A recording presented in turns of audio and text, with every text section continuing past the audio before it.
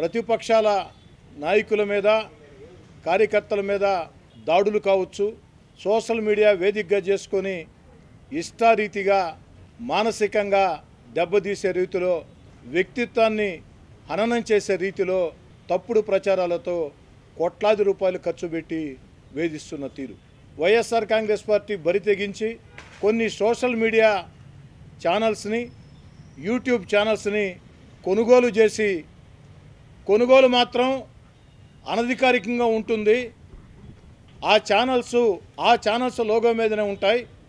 కానీ ఎన్నికలు పూర్తయిన దాకా దానిలో పెత్తనం అంతా వైఎస్ఆర్ కాంగ్రెస్ పార్టీ నాయకులది, వైఎస్ఆర్ కాంగ్రెస్ పార్టీ పెయిడ్ ఆర్టిస్టులది.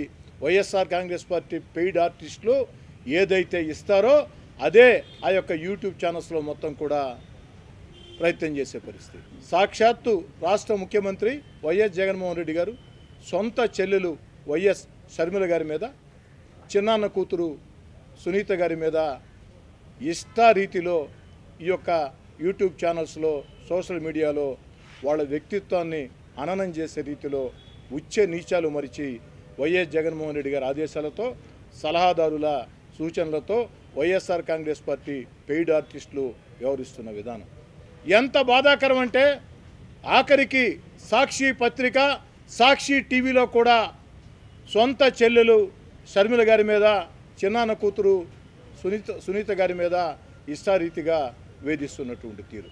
మానసికంగా, భౌతికంగా ఏ రకంగా వేధిస్తున్నారో ప్రజలు మొత్తం కూడా గమనిస్తూ ఉన్నారు, ప్రజలు ఏవగించుకుంటూ ఉన్నారు.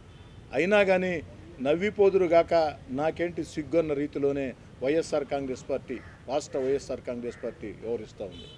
కోవూరు ఎమ్మెల్యే నల్లపురెడ్డి ప్రసన్న కుమార్ రెడ్డి గారు ఇటీవల కాలంలో మాట్లాడుతున్నటువంటి భాష, కోవూరు నియోజకవర్గ తెలుగుదేశం పార్టీ అభ్యర్థి వేమిరెడ్డి ప్రశాంతి గారి గురించి మాట్లాడుతున్నటువంటి భాష అత్యంత అభ్యంతరకరం, అత్యంత దారుణం.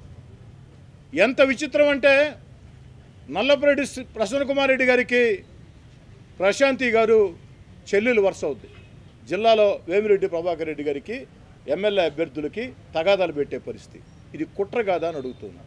వేమిరెడ్డి ప్రభాకర్ రెడ్డి గారు ఏ రోజు ఎక్కడా కూడా పలానా అభ్యర్థిని పెట్టు, పలానా అభ్యర్థిని ఉంచు, పలానా అభ్యర్థి తీ అని చెప్పలేదే.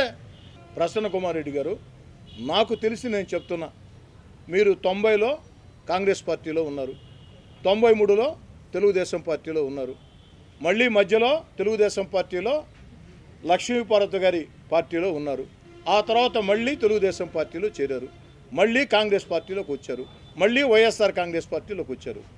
వేమిరెడ్డి ప్రభాకర్ రెడ్డి గారు కుట్రలు కుతంత్రాలు భరించలేక వైఎస్ఆర్ కాంగ్రెస్ పార్టీకో దండవని పెట్టి తెలుగుదేశం పార్టీలో పోటీ చేయటం వెన్నుపోటైతే, మీరు ఇన్నిసార్లు ఇన్ని రకాలుగా పార్టీలు మారారే, దీన్ని ఏమనాలా?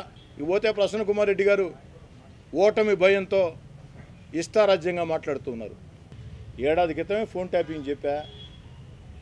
ఖచ్చితంగా ఎన్నికలైన తర్వాత ఈరోజు తెలంగాణలో ఏ విధంగా దర్యాప్తు జరుగుతుందో ఆంధ్రప్రదేశ్లో కూడా నారా చంద్రబాబు నాయుడు గారు ముఖ్యమంత్రిగా ఈ యొక్క టెలిఫోన్ ట్యాపింగ్ మీద ప్రత్యేక దర్యాప్తు జరుగుతుంది. దానికి పాల్పడినటువంటి అధికారుల మీద కఠిన చర్యలు తప్పవు. నెల్లూరు పార్లమెంట్ అభ్యర్థి విజయసాయిరెడ్డి గారు పదే పదే పదే పదే ఓ మాట చెప్తున్నారు, అన్ని లక్షలతో గెలవబోతున్నా, ఇన్ని లక్షలతో గెలవబోతున్నానని చెప్పని. విజయసాయిరెడ్డి గారిని నేను సూటిగా ఒక మాట అడగదలుచుకున్నా. అయ్యా, మీకు ఇంకా 4 ఏళ్ల రాజ్యసభ సభ్యత్వం ఉంది.